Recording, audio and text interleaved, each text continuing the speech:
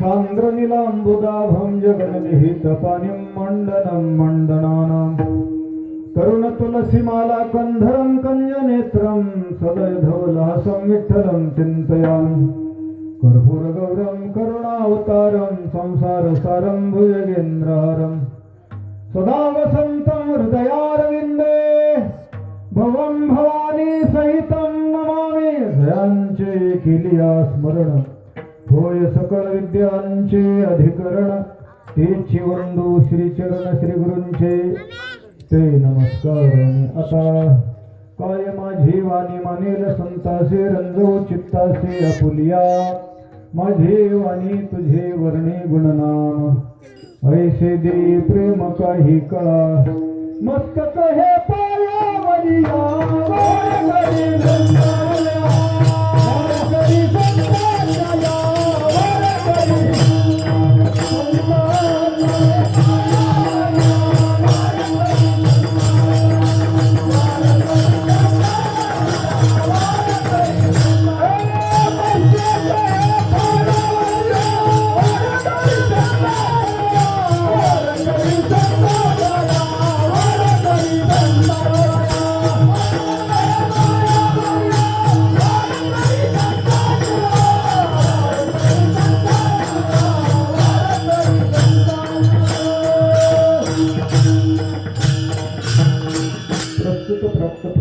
घेतलेला अभंग जगद्गुरु तुकोबारायाचा असून या अभंगातून श्री तुकोबाराय पांडुरंग परमात्म्याकडे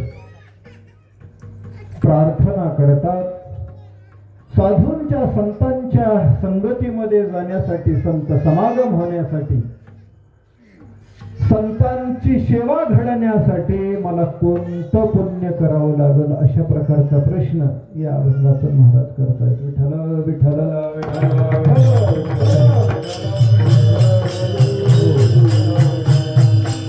प्रतिवर्षाप्रमाणे चालू असणारा परमपूज्य वैकुंठवासी प्रातस्मरणीय रामकृष्ण भू येडशीकर यांच्या पुण्यतिथीनिमित्त 5 दिवसाचा हा असणारा अखंड हरिनाम उत्सव या उत्सवातील दुसऱ्या दिवशीची सेवा आमचे गुरुवर्य गोविंद महाराज आदी करून तुम्हा सर्वांच्या कृपा आशीर्वादाद्वारा माझ्याकडे प्राप्त झालेली आहे.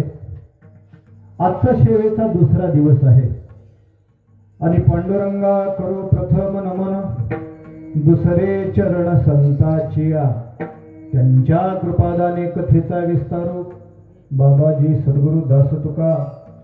पहिल्या दिवशी पांडुरंग परमात्म्याचं वर्णन करणारा, स्वरूपाचं वर्णन करणारा, वस्तू नाम ब्रह्माचं वर्णन करणारा आणि आशीर्वाद रूप नाममंगल अशा प्रकारचा पहिला अभंग असतो.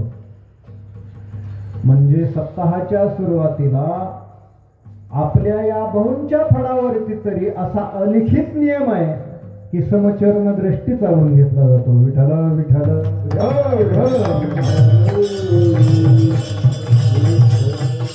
तीन प्रकारचं मंगल आहे. वस्तू निर्देश रूप मंगल हे समचरण दृष्टी. नाम निर्देश रूप मंगल, नाम गोड पुरे कोड सकळई, रसना येरा रसाविटे घेता घोटे अधिक हे नाम निर्देश रूप मंगल आहे. आणि आशीर्वाद रूप मंगल आहे. पसायदानामध्ये आशीर्वाद रूप मंगल आलेला आहे. हा होईल दान पसावो.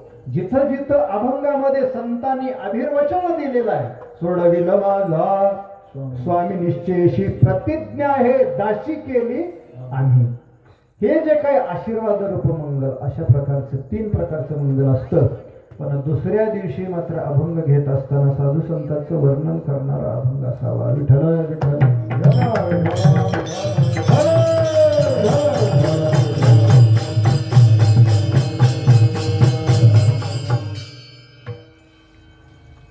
या अखंड हरिनाम उत्सव मध्ये सर्वजण हरिभक्ती पारायण मंडळी काळ घेऊन उभा आहे. याच्यात निम्मे तर कीर्तनकारच आहेत, इकडं उभारलेले. याच्यामध्ये मृदंग वादक आहेत, बाल वारकरी मंडळ आहे माऊलीचं. आणि सुंदर अशा प्रकारचा देखणा उपक्रम महाराजांच्या वतीनं सर्वांच्या सहकार्यातून पार पडतोय. रात्रंदिवस एवढं थंडीमध्ये, आता थंडीचा वारा सुटलाय का नाही, थंड वाजायला लागली का नाही, थंड वाजायला लागले की विठ्ठल विठ्ठल म्हणायचं बस. विठ्ठला विठ्ठला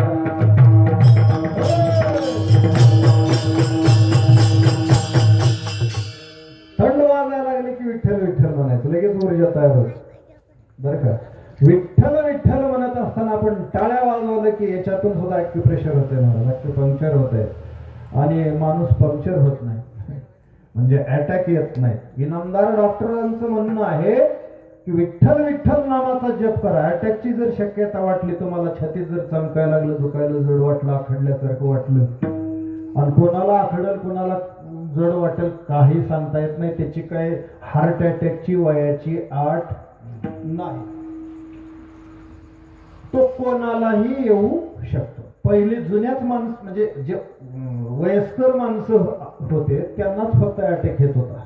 आता मात्र 20-20, 18-18 वर्षाच्या, अगदी 10-10 वर्षाच्या सुद्धा मुलाला अटॅक यायला लागलाय. महाराज क्षणभंगूर नाही भरवसा, बरे सावध तुळा माया अशा कळकळीनं सांगितलंय. काय सांगितलंय? काही नचले मग गळा पडेल फसा, पुढे हुशार थोर आहे ओळसागा. आजपर्यंत अनिश्चित या जगामध्ये अनेक गोष्टी आहेत. हे जग हे अनिश्चित वस्तून भरलंय. मग मी खोतसरशी बोलताना बोललो की हे जग दोन वस्तूचं मिश्रण आहे. याच्यामध्ये सत असत या दोन वस्तूचं मिश्रण आहे. जड आणि चेतन दोन वस्तूचं मिश्रण आहे. पण त्याच्यामधून सुद्धा आपण सार ओळखलं पाहिजे, सार घेतलं पाहिजे. आपण भुईमुग पेरतो, आपण शेतकरी वर्गातली माणसं, आपण शेतकरी आहेत. तुम्ही पेरताना काय पेरता? शेंगा पेरता का शेंगदाणे पेरता? शेंगदाणे पेरता. आणि काढताना काय काढता? असं का? अहो काहीतरी एक पेरत जावं, एकच काढत जावं, कसं काय तसं होतं? येताना काय येतंय संग? टर्फल येतं का नाही? हो, ते टर्फल म्हणजे संसार आहे आणि त्याच्यातलं बी शेंगदाणे म्हणजे पांडुरंग परमात्मा एकादशीला चांगलं खात जावा, विठ्ठल विठ्ठल.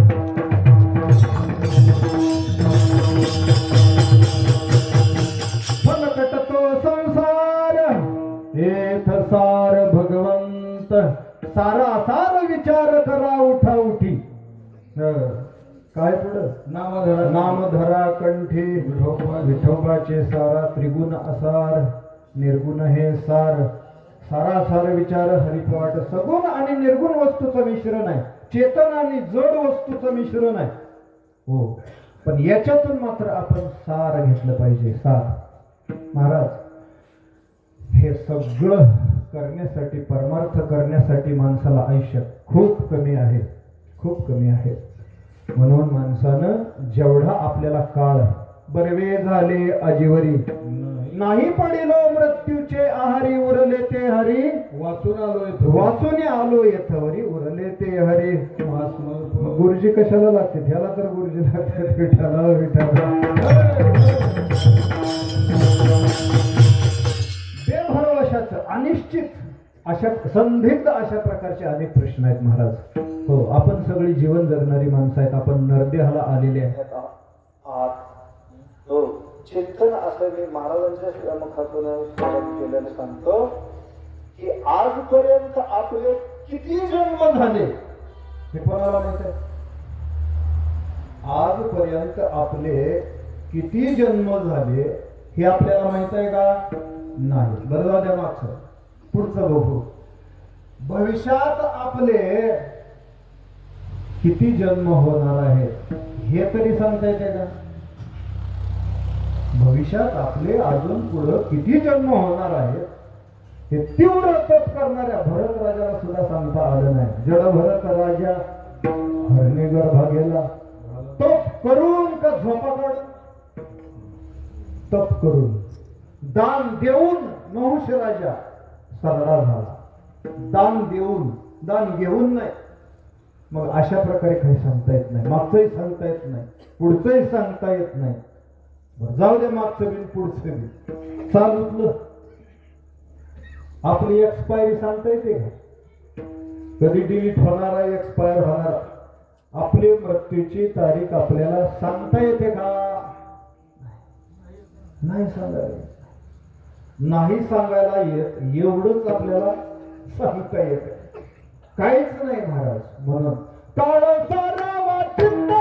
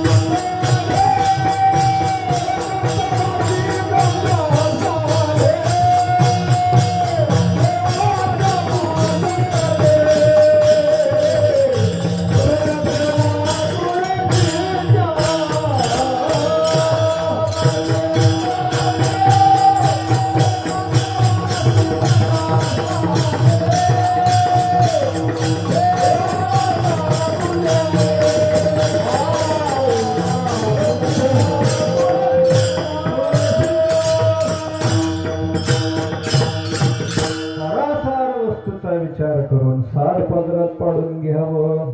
हो, म्हणजे आसाराचा उपयोग करून घ्यावा आणि साराचा उपभोग करावा. हो, या जगामध्ये परमात्मा ह्या जगताचं अधिष्ठान आहे आणि त्याच्यावर भासणारं हे जगत मिथ्या आहे.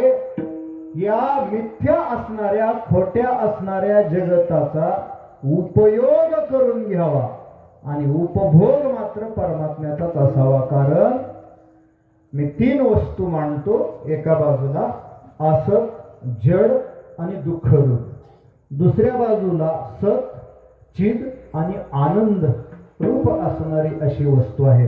खरं तर आपल्याला संसाराचं, विषयाचं सुख भेटतच नाही, त्याच्या माध्यमातून भेटतं, पण ते मुळात सुखाचं अधिष्ठान नाही. सुखाचं अधिष्ठान परमात्माच आहे.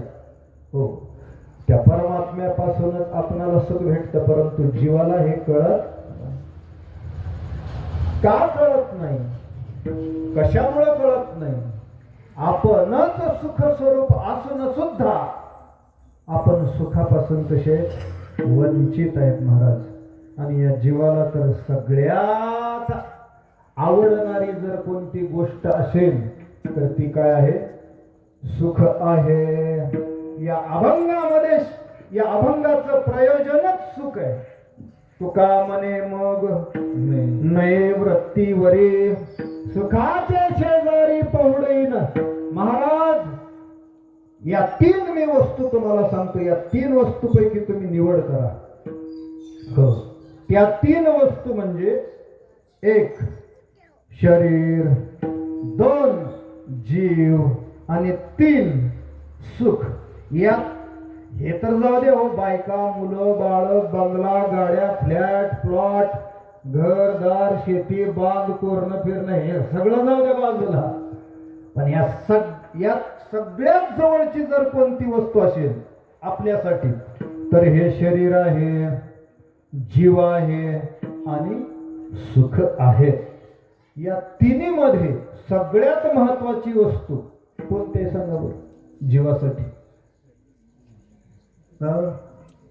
शरीर. बर, मग जर माणसाला जर शरीर जर भेटलं तर माणूस सुखासाठी शरीराचा त्याग करत का नाही? शानी माणसं आहेत, आपण वेगळा विषय. पण ज्यांना आत्महत्या करणं हे भयानक पाप आहे, त्या पापाला प्रायश्चित्त नाही हे ज्याला माहित नाही, तो आत्महत्या केल्याशिवाय राहत. कशासाठी आत्महत्या करतो तो? शरीर तर त्याच्याकडे असतच की, पण असलेल्या शरीराचा त्याग कशासाठी करतो? सुखासाठी करतो. महाराज, जीवाचा सुद्धा काय करतो तो? त्याग करतो. कशासाठी? सुखासाठी. विठाल विठाल.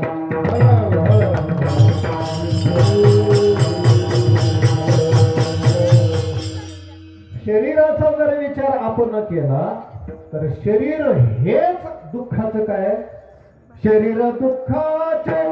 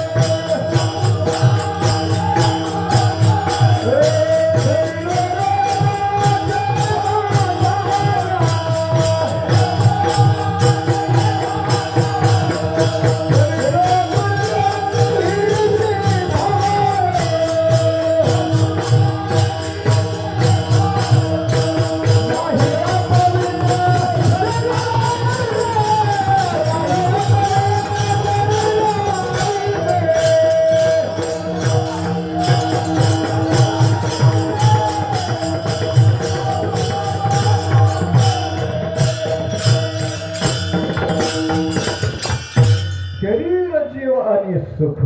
याच्यामध्ये सुद्धा जीवाला सगळ्यात महत्वाचं काय वाटतं? सुख वाटतं. शरीराचं एक ऐका, पहिल्यांदा जीव वाचवायचा माणूस प्रयत्न करतो. डायबिटीस वाले माणसं आहेत समजा, त्याच्या पायाला जखम जर झाली, ती जखम जर चरत चरत चरत जर वर यायला लागली जीवाकडं, तर डॉक्टर म्हणतात की हा तुमचा उजवा पाय काढावा लागेल. ते म्हणला मग मी कसं चालू? ते म्हणले मग मग खडा. म्हणजे का? जीव वाचवण्यासाठी शरीराचा त्याग करतो. परंतु सुख जर भेटत नसेल तर माणूस जीव सुद्धा देतो. याचाच अर्थ जीव मरत नाही बरं का. जीव आगमापायीन आहे, म्हणजे येणारा आहे आणि जाणारा आहे. त्या स्थानाचा, त्या शरीराचा तो काय करतो? त्या योनीचा त्याग करून पुढे जातो. कशासाठी? सुखासाठी. तुकोबाराय बोलतात की सुखाच्या आणि जीवाच्या आड हा काय आहे? देह आहे. देह देह तसं पाहिलं, विषय देह हे जे आहे हे विषय दुःखाला कारणीभूत नाहीत, पण विषयाची ममता, विषयाची आसक्ती ही काय आहे? दुःखाला कारणीभूत आहे. शरीर दुःखाला कारणीभूत नाही, शरीराची आसक्ती दुःखाला कारणीभूत आहे. आसक्ती कशाला म्हणतात महाराज? चिकटपणाला. माणसाचा जे या प्रपंचाला चिकटून राहण्याची जी वृत्ती आहे तिलाच काय म्हणतात? आसक्ती म्हणतात. बरं का? नारळाचे दोन प्रकार. एक वाळला नारळ, वाळलेला, त्याचं खोबरं असं जर हलवलं तर लगेचच खळखळ हलते. पण ते ओला जर नारळ असेल, ओला नारळ, जे वाळला नारळ फोडल्याबरोबर तर खोबरा बाहेर पडतो, हे का नाही? याला म्हणायचं विरक्ती. परमपूज्य भाऊंच्या जीवनामध्ये अशी विरक्ती होती महाराज. प्रपंचातून लगेच त्याग जो केला, त्याच्या केलेल्या त्यागाबद्दल पुन्हा त्याची खंत सुद्धा भाऊनी कधी केली नाही. उगच त्याग केला, घराचा उगच त्याग केला असं कधी सुद्धा भाऊंना वाटलं नाही. अहो, आता कधी कसं आहे, तुम्ही ऐकलं असेल नसेल, परंतु परमपूज्य लक्ष्मण महाराजांनी भाऊंचं चरित्र लिहिलेलं आहे. त्याच्यामध्ये रामकृष्ण भाऊ आणि भगवान भाऊ हे कोणत्या अभंगाचे अवतार आहेत हे सुद्धा सांगितलं. जर गवळणी वेदातल्या रोच्या गवळणीच्या रूपानं जर जन्म घेऊ शकतात, तर रामकृष्ण भाऊ भगवान भाऊच्या रूपानं अभंग का साकार होऊ शकत नाहीत, अवतार घेऊ शकत नाहीत, असं त्यांचं म्हणणं आहे. अद्वैती तो नाही माझे समाधान, गोड हे चरण सेवा तुझी, हे रामकृष्ण भाऊ या अभंगाचे अवतार सांगितले. तर एक गावे आम्ही विठोबाचे नाम, आणि कापे काम नाही आता, या भगवान भाऊ या अभंगाचे अवतार म्हणून त्यांनी सांगितलं. आणि इतकं बसत व्यवस्थित सगळं दोन्ही बी, की लावणी, मृदंग, श्रुती, टाळ, घोष, हजारो विद्यार्थी त्यांनी महाराज तयार केले, मृदंगाचे, गायनाचे, भजनाचे असो. तेव्हा विषय असा चाललेला होता की शरीर हे, शरीराची जी आसक्ती आहे ती दुःखाला काय कारणीभूत आहे. पण त्या ओल्या नारळापर्यंत आलतो. ओला नारळ जर आपण फोडला तर ती खोबरं बाहेर पडतं का? त्या कवटीला चिकटून राहतं बघा. ती कवटी म्हणजे संसार, आणि ती मध्ये अडकलेला नारळ म्हणजे जीव. सुटता सुटत, तुटता तुटत, तोडिता तुटेना, सारिता निराळी, लोटांगणी तळी हरपतशी. माया ही तोडताना तुटत नाही, सोडताना सुटत नाही. सुटायाचा काही करीतो पाय, तव तव पाय गुंतील. वला नारळ फोडला की ते चिटकून राहतं. मग ते आडीखिट्यानं, ऐकण्या उलत्यानं, स्क्रूड्रायव्हरनं त्याला काय करावं लागतं, असं काढावं लागतं. तेवढ्यात सुद्धा काही काय असा नारळ असतो कोपऱ्यात, ते सुद्धा निघत नाही. कटाळून म्हातारं म्हणतं, ए पिंट्या काही नारळ, तर त्याच्याकडून तरी निघावं की, त्याच्याकडून सुद्धा ते निघत नाही. त्याच्या दोन दाताच्या फटीतून सुद्धा मध्ये पांढर दाखवत. चिकटपणा, हे चिकटपणा काय आहे? म्हणून तर तुकोबारा बोलतात की न करी रे संग, राहे रे निश्चळ, लागो निधी मोळ ममतेचा. देवाला प्रार्थना करतात की हे देवा, सुखाची आणि माझी भेट व्हावी. याच्यामध्ये काय? शरीराची आसक्ती आहे, ऐक नाही. तेथ आडवा वया आले, ज्ञानेश्वरीचे उपासक सांगा पुढे. दोष वैरी धोपटिले, तया माझी पहिला, देह अहंकारो विठ्ठल विठ्ठल.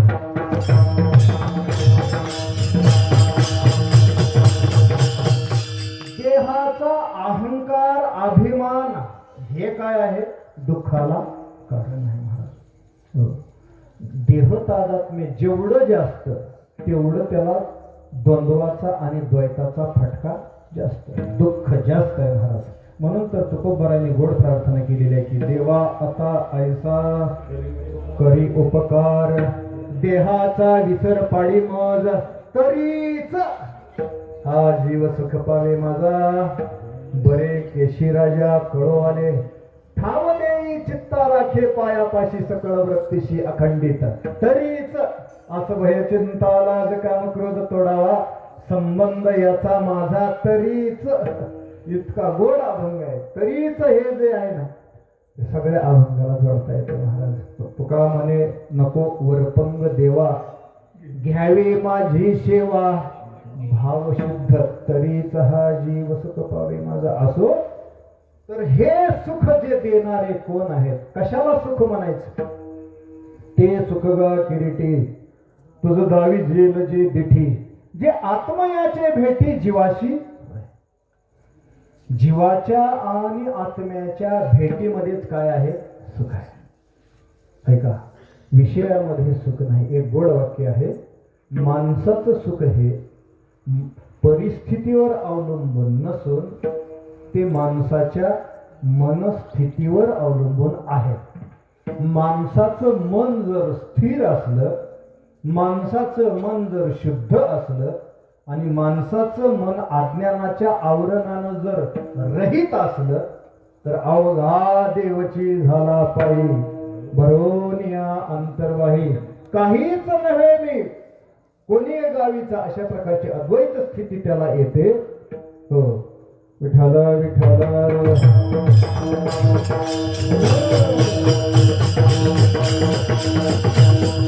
असो ऐसा कोठे आठवची नाही, देहीच विदेही भोगू जीवनमुक्त. अशा प्रकारची अवस्था त्याला प्राप्त होते. पण कोणाला, ज्याला ज्ञान झालं आहे आणि ते ज्ञान कुठं आहे, दुसरी एक व्याख्या सुखाची राहिली की मोहना सोय जीव आत्मयाशील आहे, तेथ जे होय तया नाम सुख.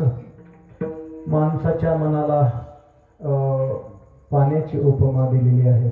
ऐका, पौर्णिमेचा वर चंद्र आहे, खाली तळ आहे किंवा भांड आहे आणि त्या भांड्यामधलं जर पाणी किंवा पात्याला, या समजा पातेलं समजते का, बघूनच म्हणू त्या पातेल्यामध्ये असणारं जर पाणी स्थिर असल्यावर चंद्र दिसतंय का, स्थिर असल्यावर दिसतंय, स्थिर असल्यावर.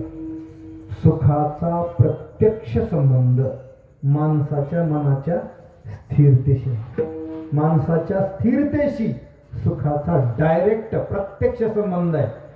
माणसाचं मन जर स्थिर असलं ना तर त्याला विषय जरी नसले तरी सुद्धा तो जगापेक्षा सुखी असू शकतो.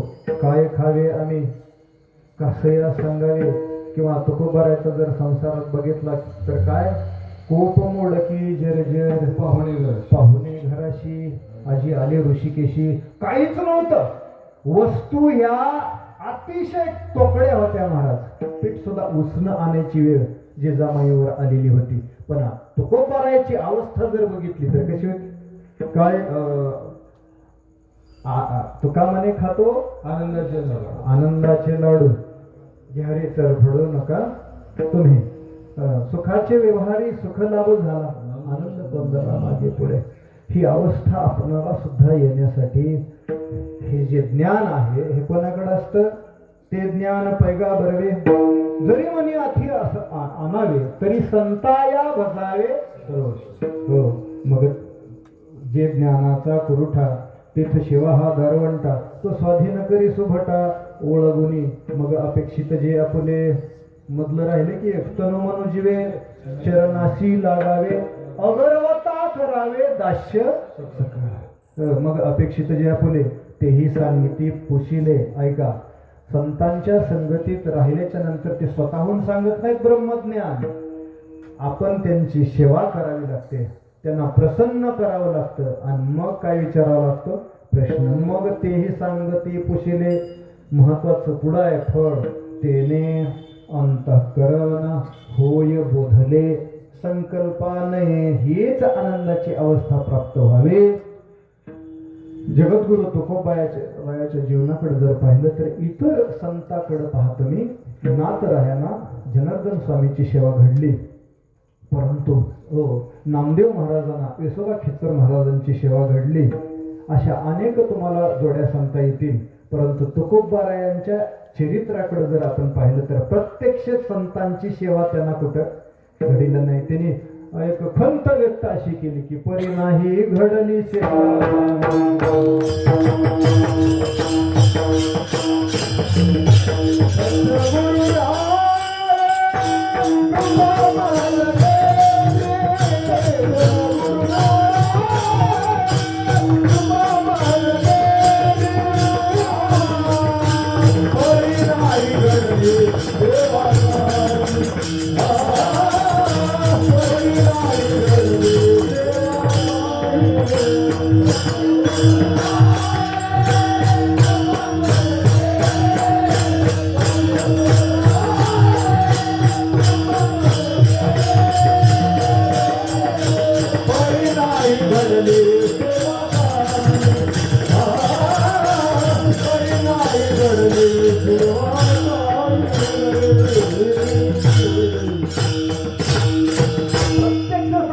भेटी झाली नाही, सेवा तुकोबारायांना घडली नाही.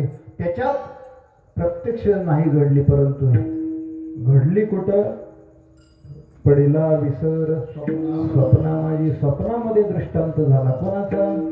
बाबाजी चैतन्य, राघव चैतन्य, केशव चैतन्य सांगितली खून. आणि काय नाव आहे गुरुचं? बाबाजी चैतन्य, ओतूरचे. ओतूरच त्यांचं गाव. तर बाबाजी चैतन्य हे गुरु लाभले, पण कशात लाभले?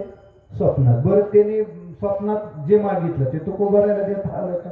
नाही. काय मागितलं होतं? तूप मागितलं होतं. भोजना मागती तूप पावशेर, पडेला विसर. म्हणजे महाराज गाईचं मागितलं होतं का म्हशीचं तूप मागितलं होतं? असा काय अर्थ नाही. तूप या शब्दाचा अर्थ अंतःकरण. अंतःकरण चतुष्टय आहे. म्हणजे अंतःकरण 4 प्रकारचं आहे. मन, बुद्धी, चित्त, अहंकार. याच्यापैकी तुम्ही मला कुठलं तरी पावशेर म्हणजे याच्यातला 4था भाग जर मला दिला तरी सुद्धा तुमचं कल्याण होणार आहे.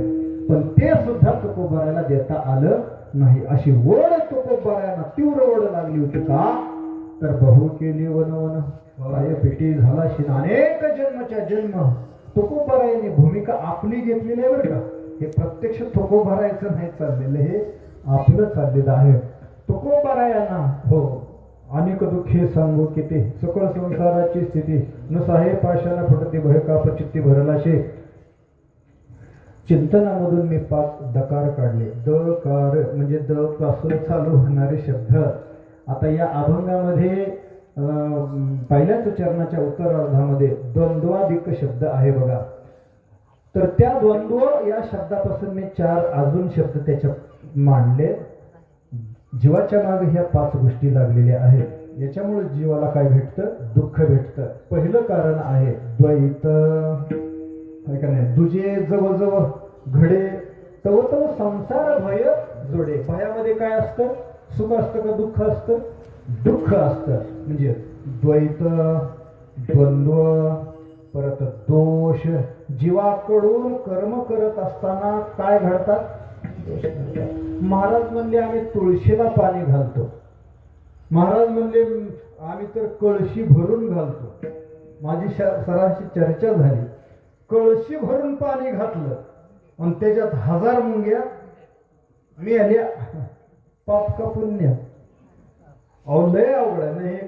कष्ट क्षणामध्ये जातो.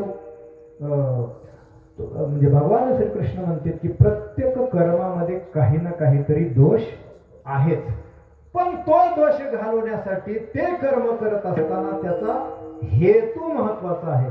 हेतू का शुद्ध असला, भगवान अर्पण हेतू का असला की मग मात्र आपणाला त्याच्यापासून जरी जीव मेले यस्य ना अहम कृतो भाव बुद्धिर्यस्य न लिप्यते हत्वापि स इमान लोका न हंती न निबद्धते. आपल्याकडून जगाचा जरी घात झाला आणि तो घात मी केला नाही अशी जर आपली भावना असेल तर त्याचा आपल्याला दोष लागत नाही. परंतु जोपर्यंत हे ज्ञान भेटत नाही तोपर्यंत आपल्याकडून क्रियमान होत राहणार, संचित होत राहणार, प्रारब्ध होत राहणार आणि मग याच्यामुळं काय घडतात? दोष घडतात. 3 मुद्दे झाले: द्वैत, द्वंद्व, दोष आणि दीनता, दैन्य, दारिद्र्य माणसाला प्राप्त होतो. कागा केविल वाना केलो दिनाचा दीन, काय तुझी शक्तीहीन झालीशे दिशे, त्राशिले दारिद्र्य दुःखे, दोषा झाला खंड. हे का नाही? पुढे त्राशिले दरिद्रे दोषा झाला खंड, त्याचे काळे तोंड जना. विठाला विठाला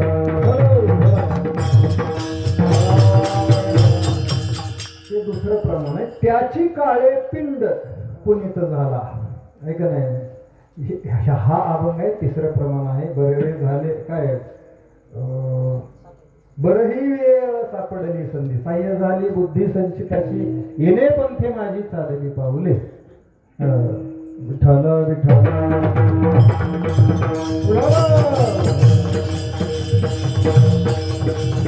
दर्शन झाले संता पायी. गारट्याना सोहायला हा अभंग मी कीर्तनाला गोवर्धनवाडीला घेतलेला होता. तर आणि या द्वैत, द्वंद्व, दोष, दारिद्र्य, दारिद्र्य, दीनता आणि दैन्य याच्यामुळं माणसाला काय भेटतं? दुःख भेटतं. मी दच्या गोष्टी सांगितल्या, पण साधू संतांच्या दर्शनानं पापताप दैन्य जाय उठा उठी झाली या भेटी. तर तुकोबाराय बोलतात की माझं हे दैन्य जावं, दारिद्र्य जावं, द्वंद्व जावं, द्वैत जावं, याच्यासाठी मला साधू संतांची काय घडावी? सेवा घडावी. मी त्यांचं सेवक व्हावं. परंतु त्यांचं सेवक होणं सोपं नाही.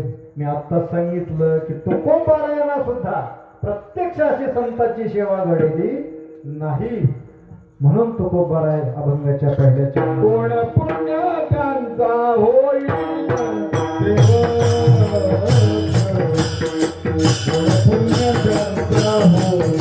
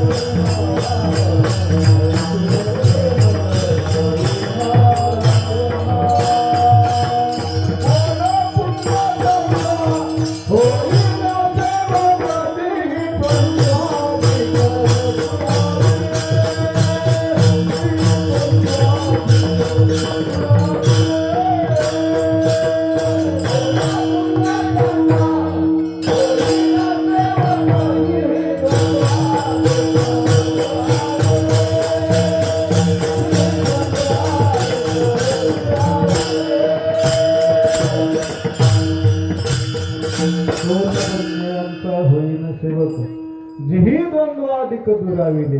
द्वंद्वाधिक शब्दाचा अर्थ जिथं विरोधी दोन गोष्टी असतात त्याला काय म्हटलं जातं?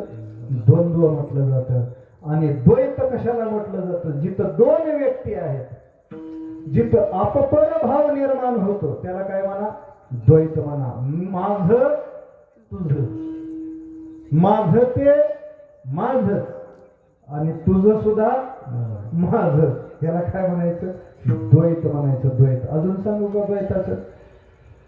भाऊ होते एकत्र, दोघ जण भाऊ एकत्र होते आणि चांगला काळा असा लांब लांब कांड्याचा ऊस थोरला भाऊ शेतातून घेऊन आला. आल्याच्या नंतर दोन्हीही मुलं, पुतण्या बी पळत आला, मुलगा बी पळत आला. परंतु होतं काय?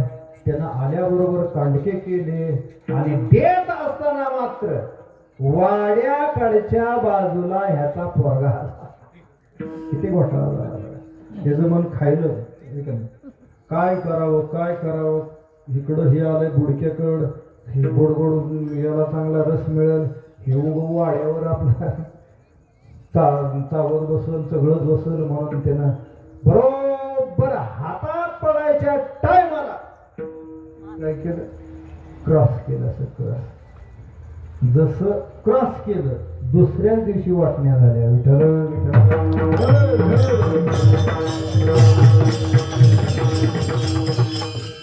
जेवण झाल्याबरोबर तर म्हणला, दादा आपल्याला उद्या व्हायला राहायचं. ते म्हणला, का का का नाही? तुझ्या मनात काय आलं? मी खिडकीतून बघितलंय सगळं, खिडकीतून बघितलंय. बुडक्याकडं माझं पोरग होतं आणि वाड्याकडं तुझं होतं. आल्या कोणाला द्यायचं की नाही? तसं केलं, तो क्रॉस केलं. मग द्वैत निर्माण झालं. आपल्याला लगेचच वाटण्या.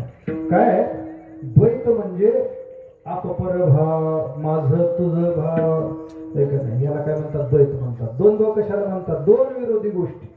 द्वंद्व उंच खाली. विरोधार्थी शब्द कसे असतात का नाही? सुख दुःख, गरीब श्रीमंत, एक नाही. परत लाभ हानी, सुख दुःख, ऊन सावली, यश अपयश, एक नाही. याला काय म्हणतात? द्वंद्व म्हणतात. द्वंद्व. मान अपमान. आता ऐका, या द्वंद्वापैकी आपल्याला काय पाहिजे सांगा? मान पाहिजे का अपमान पाहिजे? काय पाहिजे? मान पाहिजे. पहिलीच दिली की मान आपल्याला? बेडकाला दिली नाही, पण आपल्याला दिली मान. पण तरी सुद्धा माणसाला काय पाहिजे? मान पाहिजे. काय म्हणतात की खिशात नाही जाणार हवालदार. काय करायचं? वाटतं माणसाला मान मिळावं. बर, जाऊ दे पुढं. यश अपयश, याच्यापैकी काय भेटा वाटतं? यश भेटा वाटते. का भेटा वाटते यश? त्याच्याविषयी आपल्या मनामध्ये काय आहे? राग आहे. राग. राग म्हणजे प्रेम आहे. आणि ते प्रेम कशातून निर्माण होते माहिती आहे का? त्याच्याविषयीच्या अनुकूल बुद्धीतून, अनुकूल प्रतिकूल ज्ञानातून राग द्वेषाची निर्मिती होत असते. आहे का नाही? अनुकूलतेतून प्रेमाची आणि प्रतिकूलतेतून द्वेषाची आपल्यात भावना निर्माण होते. हेच कारण आहे. तर हे जी द्वंद्व आहेत, तुकोबाराय बोलतात, मान अपमान गोवे आवडे बोललोनी ठेवावे, आवडे बोललोनी ठेवावे, आवडे बोललोनी ठेवावे, आवडे बोललोनी ठेवावे, आवडे बोललोनी ठेवावे.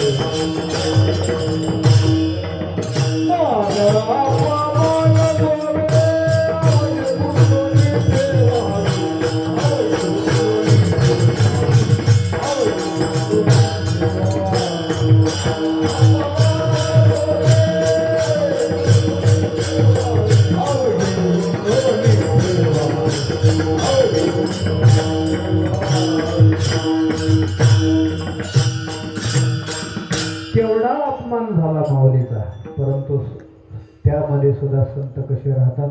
समोर राहतात. तुकोबारायची गाढवावरून मिरवणूक काढली, त्यामध्ये सुद्धा तुकोबाराय हसतच होते, भजन करतच होते, विठ्ठल विठ्ठल म्हणतच होते. पण हे कोणाला आवडलं नाही? जिजामाईला आवडलं नाही तरी तिला असं म्हणले की गाढवाचे घोडे आम्ही करू दृष्टी पुढे, मान अपमान लाभ हानी, आपल्या घरची चोरी व्हावी असं कोणाला वाटतं? हात वर करावं. पण घर नंबर फक्त कुणाला वाटतं का चोरी व्हावी आपल्या घरची? पण त्याच्यात सुद्धा आपल्या घरची चोरी होत असताना आपल्याला कितीतरी दुःख वाटतं का नाही? आता सोन्याचा भाव किती गेला? 1,30,000 पर्यंत गेलाय. आलं का लक्षामध्ये? कोणीतरी परवा सांगितलं की समोर 2 बाया बसलेल्या आहेत घराच्या, एक बाई घरी निवांत चहा पिते, त्या घराशी त्या बायाचा सुतराम संबंध नाही, बाहेरच्या माणसाला म्हणते की आमची पाहुणी आहे. अशा प्रकारे 6 तोळं त्या घरातलं सोनं चहा पिऊन लुटलं. वाटते का बरं? पण आपल्याला हे नाही. पण नाथ महाराजाच्या घरी 2 चोरं उतरली बर का, आणि त्याने इतकं भरलं की ते कणाय लागले, उचलच ना. एकानं ते दुसऱ्याच्या डोक्यावर दिलं, पण जे होतं राहिलेलं त्याला ते उचलच ना, तरसायला लागलं, पुन्हा पडायला लागलं. नाथ महाराज म्हणले थांब, मी उचलून देतो तुला, आणि दिवसा येत जावं म्हणले. बघा, दिवसा येत जावं म्हणले. काय असली घाई, काय त्रास तुम्हाला बी, त्रास आम्हाला बी. दिवसा यायचं म्हणले, काय न्यायचं ती न्यायचं म्हणले, मी भरून देतो म्हणले. असं आहे का कोण? आपण नका तसं करू. आपलं कुठं गुंठेवर आहे, त्यांचं हजारो एकर जमीन, त्यांचं त्यांनाच पता नाही, खबर नाही अजून किती ठिकाणी त्यांची जमीन आहे. फार मोठे जमीनदार होते नाथ महाराज. तर त्यांना जीव घालून वाटं लावलं. कोणाला? स्वराला. जी द्वंद्वाधिक दुराविले. अशा जनाची सेवा करण्यासाठी काय लागतं महाराज? पुण्य. निष्काम पुण्य कोट्यानं कोटी रोकड्या लाहिजे पाठोपाठी, तरीच होईल भेटी हरिप्रियाची गा. नाहीतर किती अवघड आहे. चंद्रामृत सुखे सेववील, आता जाता रवी धरवेल, पायात सागर तरवेल, परी त्या साधूची भेटी न होईल गा. किती संत जवळ होते हो दुर्योधनाच्या, परंतु सेवा घडली का? नाही. महाराज पुण्यानेच साधू संतांची भेटी होते. हो, पण कोणतं पुण्य? शुद्ध पुण्य. पुण्याचे 2 प्रकार, एक शुद्ध पुण्य आणि दुसरं अशुद्ध पुण्य. पापात्मक पापा नरका जायचे, पापात्मक पुण्यात्मक पापा स्वर्गा जायचे, माते पाविजे ते शुद्ध पुण्य. म्हणजे पुण्याचे 2 प्रकार आहेत, सकाम पुण्य आणि निष्काम पुण्य. तुम्ही जर यज्ञ केला, तुम्ही पंगत घातली, तुम्ही वारी केली, कशासाठी? काय करावं महाराज? 12 वर्ष झालं तरी पाळणा हाले ना. मग वाऱ्या केल्या, 12 वाऱ्या केल्या, मुलगा प्राप्त झाला, संतान झालं की वारी बंद केली. याला कसलं पुण्य म्हणायचं? सकाम पुण्य. परंतु हो कशाचं काय महाराज? शेणा नाही महाराज माहित असते नाही तुम्हाला. त्यांनी फक्त निशाण्याचा घासायचा, निशाण्याचा फक्त दगड आणला तरी सुद्धा वारी ती निष्काम झाली नाही. आणि मग मात्र पांडुरंगाची मान ताड झाली. शेणा नाही महाराज म्हणतात. शेणा महाराज म्हणले, अरे मी आल्याच्या नंतर मान तुझी माझ्या सेवेमुळं खाली झुकलेली असते, परंतु आज तुम्हाला ताट मानेनं पाहतो, याचं उत्तर काय? ते म्हणले निशाण्याचा दगड. वारीला तुम्ही आलो नव्हतो म्हणले. ते म्हणले आलतो की. माझ्या वारीला तुम्ही आलेले नव्हता, तुम्ही निशाण्याचा दगड न्यायला आलता. बरं झालं म्हणले सांगितलं तू. गेले शेणा महाराज आणि दुसऱ्या वारीला तो निशाण्याचा दगड चंद्रभागेत टाकला, चंद्रभागेत फेकला, आणि मग तर जाऊन बघावं म्हणले मान हो झुकलेली असेल, परंतु पांडुरंग परमात्म्याची मान अजून ताटच होती. अरे म्हणले आता तरी कसं सांग मला, आता वारी झाली नाही काय? निष्काम वारी झाली ना आता? तो म्हणला तुम्ही आता वारीला आलेले नव्हता, नेहलेला दगड टाकण्यासाठी तुम्ही आलेला होता माझ्यासाठी. इतकं ते निष्काम पुण्य जे आहे ना, राऊत बाबांनी जी गोड सेवा केली वाळवंटाला, त्याच्यामध्ये त्यांचं एक सतत शब्द यायचा, निष्काम. जप करा निष्काम, उपवास करा निष्काम, परोपकार करा निष्काम, दान द्या निष्काम. आणि हे जे निष्काम निष्काम निष्काम आहे ना, येणं काय भेटतात? संत भेटतात. हे पुण्य लागतंय. कोण पुण्य? यांचा होईन सेवक जी द्वंद्व अधिक दुरावले. अशा प्रकारचं पुण्य कोणतं आहे? अशा प्रकारचा सवाल पांडुरंग परमात्म्याकडे केलेला आहे. महाराज इथं एक प्रश्न निर्माण होतो, माणसाला सेवक व्हावं वाटतंय का मालक व्हावं वाटतंय? पंक्तीला बसून जेवणारं व्हावं वाटतंय का वाढणारं व्हावं वाटतंय? जेवणारं व्हावं वाटतंय. का मी तर नेहमी उदाहरण देतो की इकडं गाईच्या म्हणजे दुधाचे केलेले खव्याचे केलेले गुलाबजामुन आहेत आणि त्याच गाईच्या तुपात तळलेले आहेत. अशी वाटी भरून ठेवलेली आहे गुलाबजामुनाची. आणि इकडं टिकाव ठेवलेला आहे, खोरं ठेवलेलं आहे, टोपलं ठेवलेलं आहे. माणूस काय उचलतो? माणसाला मालक व्हावं वाटत, सेवक होऊ वाटत नाही, दास्य करू वाटत नाही. परंतु तुकोबरायचं असं म्हणणं आहे, हो संत समागम एखादी परिवाळे त्याचे द्वारी श्वानयाची कृमी हो सुद्धा नानीतला किडा सुद्धा मी व्हायला तयार आहे. त्यांची जर संगती मला प्राप्त होत असेल तर विठ्ठल विठ्ठल.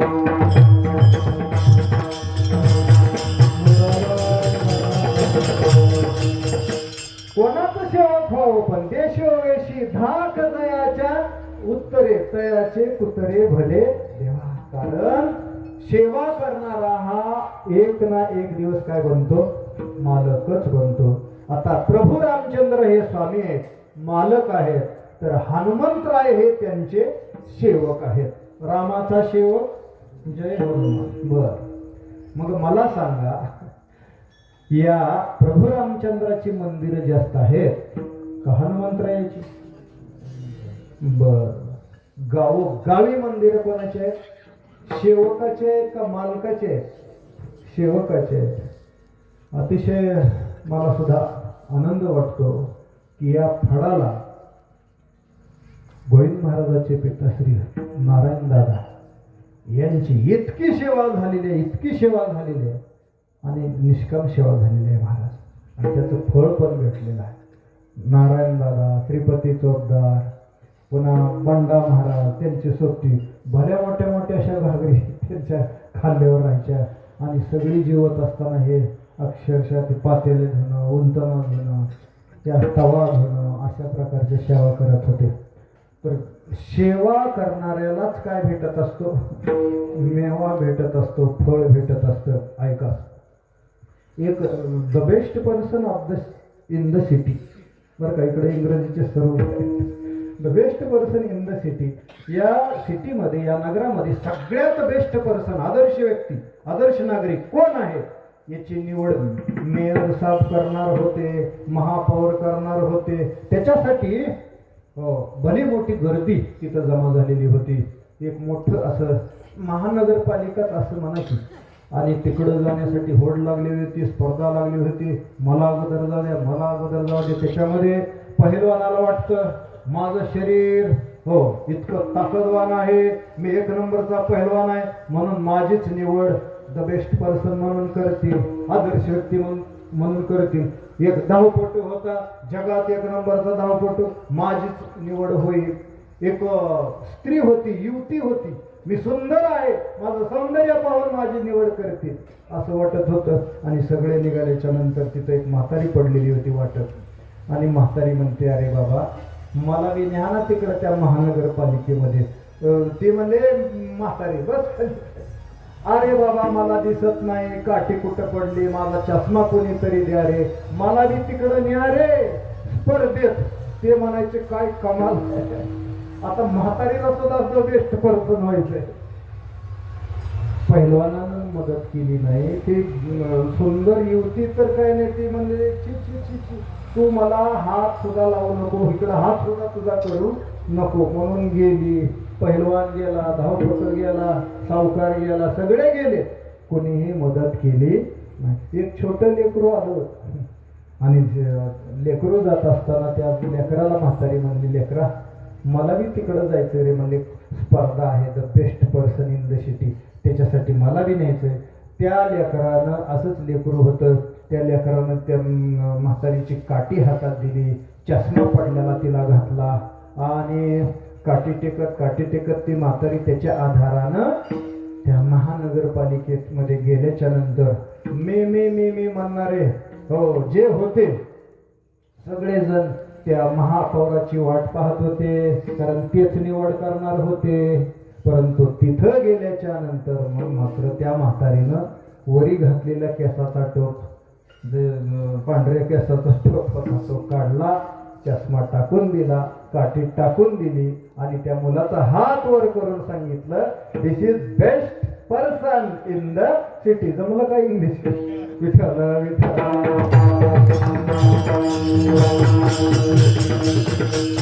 कशाला फळ मिळालं? सेवेला फळ मिळालं. हो, नवरदेव हा प्रभू रामचंद्राच्या लग्नाच्या दिवशी शेवटीला कुठं जातो? मालकाच्याकडे जातो का सेवकाकडे जातो? इतकं महत्व आहे हनुमंतरायाचं. ते म्हणतात बघा की काय, विवाह से पहिले जय श्रीराम, विवाह से पहिले जय हनुमान आणि विवाह के बाद जय श्रीराम. अशा प्रकारचं हा एक चांगला संदेश आहे. लग्नाच्या अगोदर जय हनुमान, हनुमंतरायासारखं राहा, लग्नानंतर प्रभू रामचंद्रासारखं राहा. असो तर तुकोबाराय बोलतात, ही जी काही वर्म आहेत त्यांची संगत मला घडावी, याच्यासाठी मला तू काय कर, तुझी अंतरातली जी वर्म आहेत, कारण सत्संगती मिळणं कठीण आहे. या अभंगामध्ये श्रंखला कशी आहे, सुख पाहिजे, सुख कुठं आहे, सुख एक हेची ठाई बहुपायी संतांच्या, सुख संताकडं आहे, पण संत असं भेटणं खूप कठीण आहे.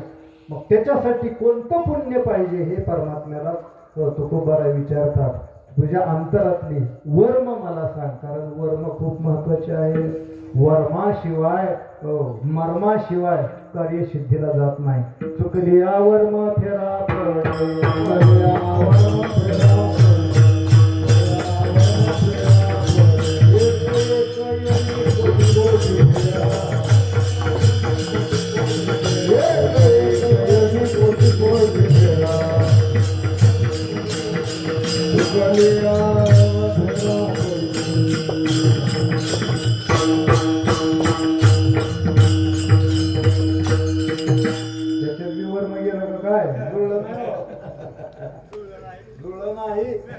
असे टाळकरी पाहिजे महाराजांनी खनखन म्हणणारे. जुळलं नाही म्हणजे नाही. तुम्ही किती दोघं तिघ त्याला लागलं जुळवायला.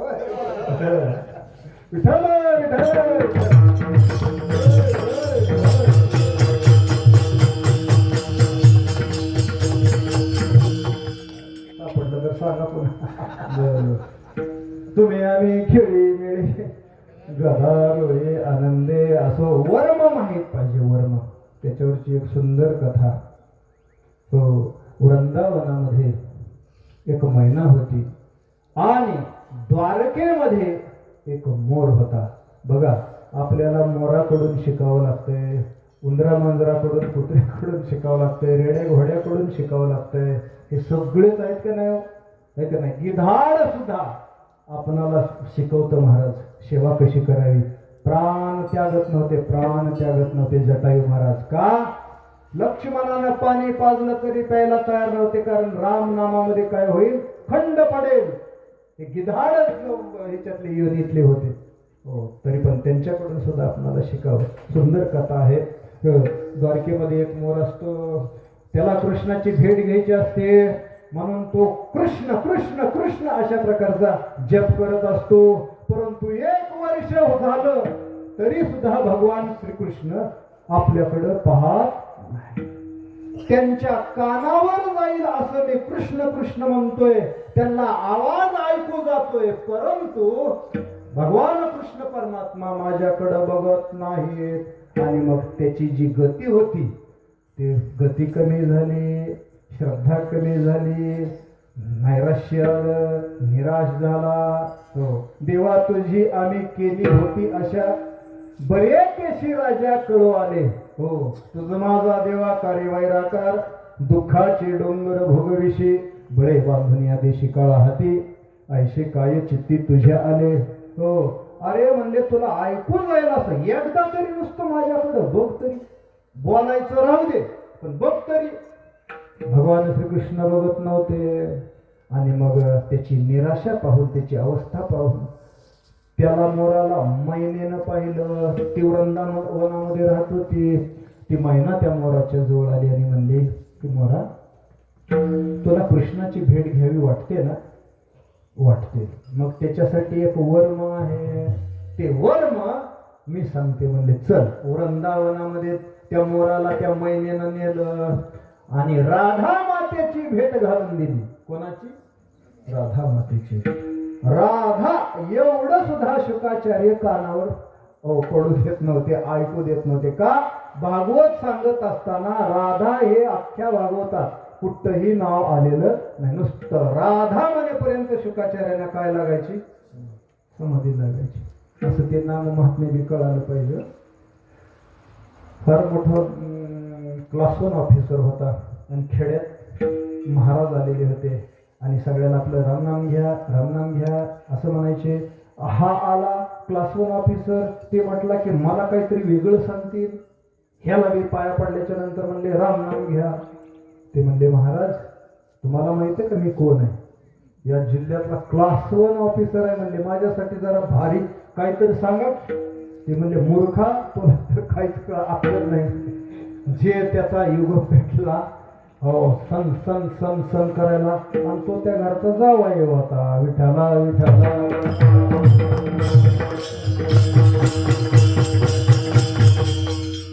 एवढा तिळपापड झाला, एवढी आग व्हायला लागली त्याच्या अंगाची. ते म्हणले का रे, काय तुला एवढं झोंबलं? म्हणले. ते म्हणले महाराज मी क्लास 1 ऑफिसर आहे, हे माझे सासरे, पण तुम्ही मला सासरवाडीत तुम्ही माझा अपमान केला, मूर्ख म्हणालात मला, चला हा बाहेर तुम्ही. महाराजांनी प्रश्न विचारला. म्हणले मूर्ख शब्द जेवढा तुला कळाला तेवढा राम शब्द कळाला. अरे मूर्ख म्हणल्यावर तुझ्या अंगाची आग आग जशी होते तसं राम म्हणल्याच्या नंतर तुझा रोम रोम का उभारला नाही? विठाला विठाला.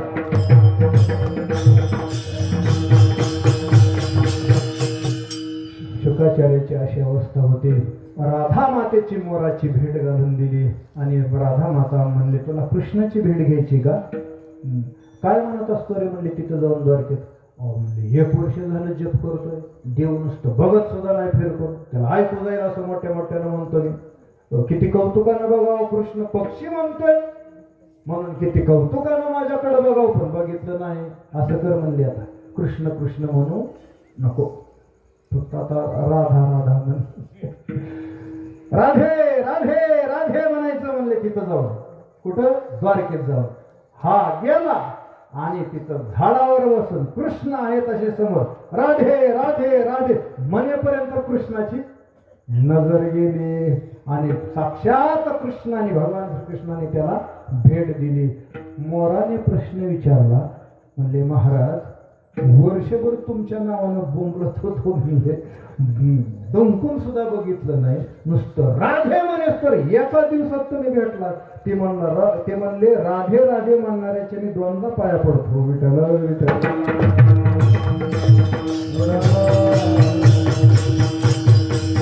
तेही प्राणा परवते मज आवडती निरोते, जे भक्त चरित्राते प्रशंसिते. बहुची पुण्यतिथी साजरी करत असताना आपल्यावर सुद्धा परमात्म्याची कृपा होणार महाराज. का? तर हीच ओवेते, ही प्राणा परवते. तर अशी वर्म असतात महाराज. आणि हे वर्म जसं आहे तसं तुकोबारा बोलतात की त्या साधू संतांची सेवा मला घडावी याच्यासाठी वर्म कोणते, पुण्य कोणते हे तुम्हाला गावी नारायण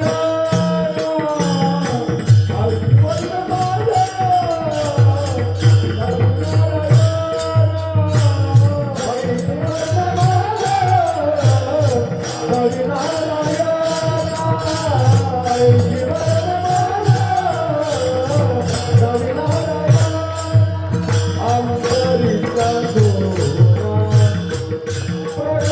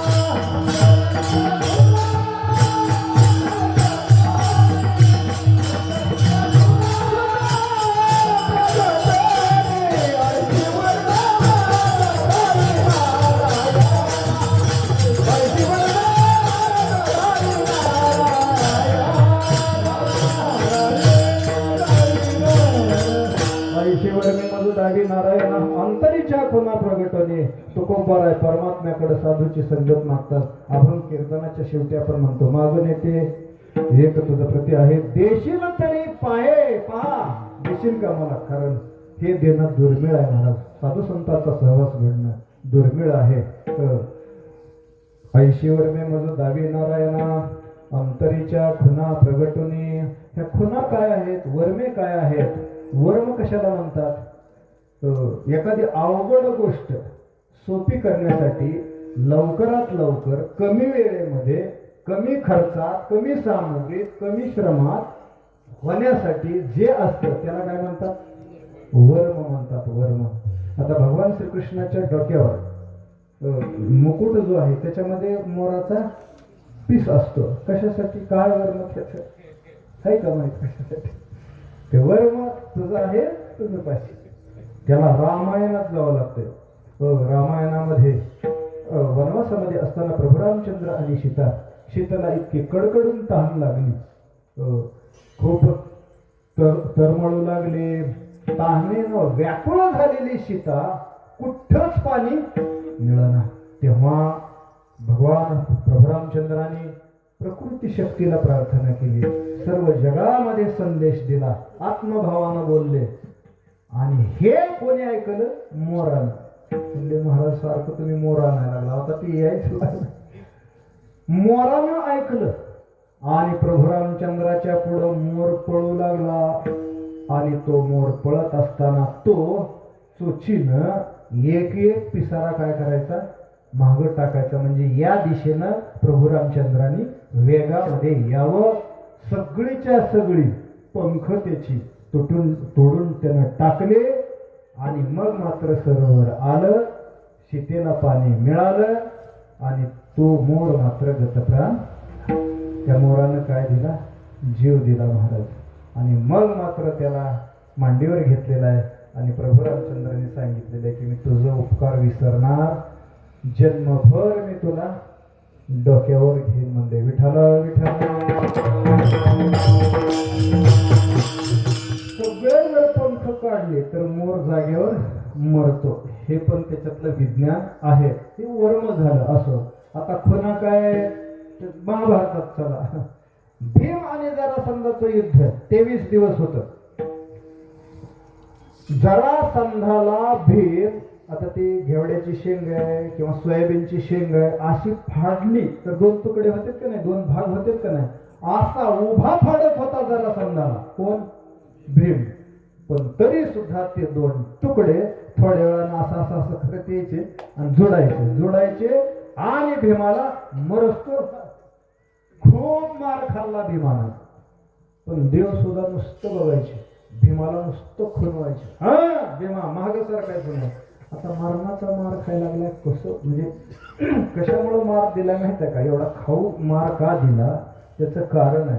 भीमाला सुद्धा गदा युद्धामध्ये माझ्यासारखा कोणी श्रेष्ठ नाही याचा काय होता? आणि तो 23 दिवस चूर करायचा होता. विठ्ठल नाही सांगितलं. मग शेवटी भीम म्हणला काय खरं नाही. अरे त्याला फाडतो म्हणले, एवढं मोठं फाडतो तरी सुद्धा ते चिटकत मला टपके देते. मला तरी काही त्रास होत नाही का, मी तरी काय लोखंडाचा आहे का. आणि मग म्हणले भीमा काय अवघड नाही म्हणले, उद्या बघू. माझ्याकडे बघून युद्ध केलं नाहीस म्हणले. अर्जुनाला मी सांगितलं होतं त्यानं ऐकले रे, पण तू नाही ऐकलं. त्याला काय सांगितलं होतं, अर्जुना तू युद्धही कर आणि माझं स्मरणही कर. तू नुसतंच युद्ध केलं म्हणले, माझं स्मरण केलं नाही. मग मार खाल्ला, सारखा झाला. आणि मग दुसऱ्या दिवशी माझ्याकडे फक्त लक्ष द्यायचं म्हणले. काय नाही बघा, किती सोपं वर्म आहे, किती. जरासंधाचं युद्ध सुरू झाल्याच्या नंतर भगवान श्रीकृष्णाने एक काडी घेतली आणि ती काडी अशी मोडली आणि ती मोडत असताना बघा अशी टाकून दिली. म्हणजे त्याला तू फाड, आणि फाडताना असं दोन तुकडे असेच्या असे त्या साईडला टाकू नको. इकडचा इकडं टाक आणि इकडचा इकडं टाक. डावा उजव्या बाजूला, उजवा डाव्या बाजूला. भीमानं तसंच केलं आणि मग मात्र तो उठला नाही. मग भीम म्हणला, हे पहिल्याच दिवशी तुला माझ्यासारखा श्रेष्ठ गदाधर कोण आहे. हे भोगा भोगा करायचा. म्हणजे देव खूप चतुर आहे, जवळच्या सुद्धा माणसाला सोडत तिळभर जरी होय मेरुतो समान. भारदेवा तर ह्याला काय म्हणतात, खुना म्हणतात. अशा खाना खुना वर मग तुम्हाला सांग का, तर बहु अवघड असे संत भेटी परे जग जेटी. करुणा केली तू जर करुणा केली तर अशी बहु अवघड म्हणजे अतिशय कठीण दुष्कर असणारी भेट संताची मला होईल. आणि त्याच्यामुळं मग माझं जीवन सुखमय होईल. अभंगाच्या शेवटच्या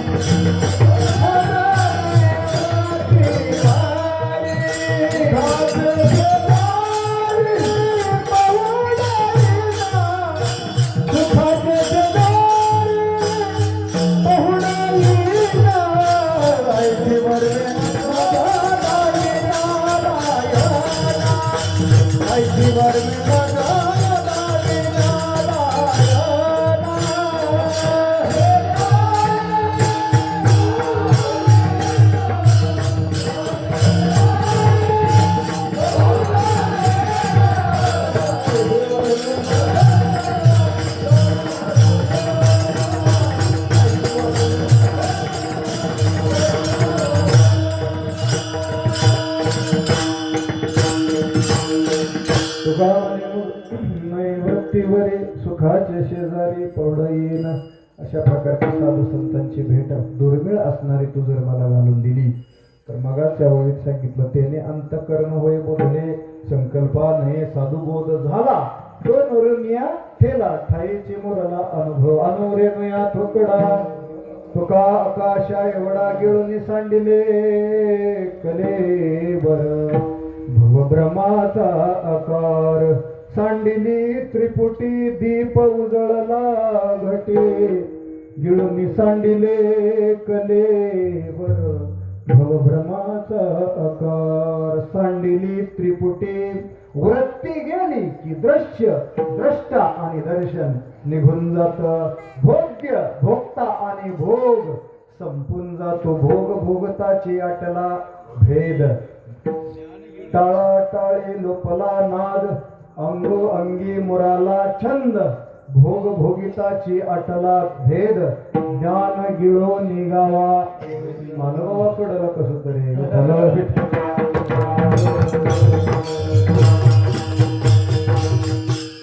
या देहाचं तादात्म्य संपलं रे संपलं. देह मी हे सरे उरला उरे विठ्ठलाने. दुजा कोणी सांगा सुखरूप ऐसा. दुजा कोणी सांगा माझ्या पांडुरंगा सारिका. कसं असतं तिथल्या तिथंच असतं बरं का. परंतु वर्म मात्र साधू संतांच्या हातामध्ये असतात. आता कंदील आहे, कंदील घेऊन ते जे गार्ड असतो ना, ते सिक्युरिटी गार्ड कंदील घेऊन ते फेऱ्या घालत होते इकडून तिकडून तिकडून तिकडं. आणि त्याला बिडी प्यायची तलप झाली. काय प्यायची तलत झाली, बिडी प्यायची तलत झाली. आता असल्या गारव्या तर होणारच की, आहे का नाही. असलेच गारठ्याचे दिवस होते आणि त्यानं भल्या पहाटे असं 3 वाजता एका माणसाला उठवलं. ते उठवल्याच्या नंतर चादरीतून मुंडकं काढल्यावर म्हणजे काय पाहिजे, महाराज म्हणजे डबड द्या, काडीपिटी द्यावा म्हणजे लई थंड झाली, मला बिडी प्यायची तलत आहे, मला सवय आहे, असं आहे तसं आहे. त्यानं असं उठलं आणि देतो म्हणून घरात असं जाणार इतक्यात त्याच्याकडे बघितलं, त्याच्या कन्नाकडे लक्ष गेलं. कशाकडे लक्ष गेलं, कन्नाकडं लक्ष गेलं. ते म्हणला कधीपासून फिरतोय, मला 2 तास बोंबलत फिरतोय मला काडीपेटीसाठी. भल्या रस्ता नुसतं वरचं टोपण असं वर उचललं असतं तर तिथल्या तिथंच बिडी पिटली असती की तुझी, म्हणजे तिथंच आहे ना, तिथंच आहे. असो, आता दुसरा दृष्टांत आहे कंदलाचा. कंदिलामध्ये ज्योत आहे बर का, तरी सुद्धा त्याचा बाहेर प्रकाश पडत नाही. काय करावं लागेल, कंदील बदलावं लागेल, काच बदलावं लागेल, कंदीलवाला बदलावं लागेल, काच बदलावं लागेल. काय गरज आहे काच? बोला की. दुसरा बी आणलेला तसाच होते का, त्याची आलेली काजळी का काढली की दीप उजळला घटी. अशा प्रकारे आपलं सुद्धा वृत्ती संपली, वृत्ती हे निवृत्ती झाली. जनन देखे तेथे बोला मारुती महाराज, अदृश्यतेची झाले जे दृश्य जे होते. पुढे सुखे मी निज लोगा निज निराकार पंथे, सुखे मी निज लोगा शून्य सारुनी तेथे, त्रिपुट शिखरी गा दान मिळे आईते. हे पाठ आहे माझं ऐकत, पण पुढचं ठाई जेथीच्या तेथे असं काहीतरी आहे प्रमाण. असो, तर वृत्ती ही निवृत्ती झाल्याच्या नंतर काय भेटतं, आपोआपच तिथं त्रिकुट शिखरावरती दान आयतं मिळतं. आणि सुखाचे शेजारी पहुडईन ह्या मुक्कामाला मी पोचेन, सुखाच्या शेजारी म्हणजे मी सुख स्वरूप होईल. पण हे होत असताना तू मला काय दाखव, वर्म दाखव. ऐशी वर्णे मध दावी नारायण अंतरीच्या खुना प्रगटोनी विठोबार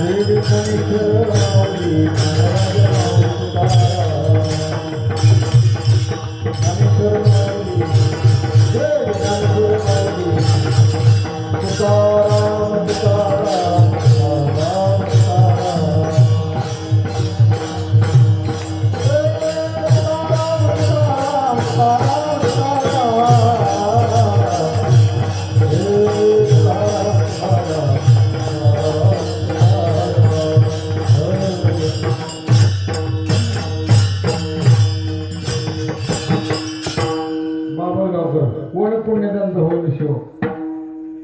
मी एक पहिलं चरण द्रुपद देऊ, नंतर तो कमी.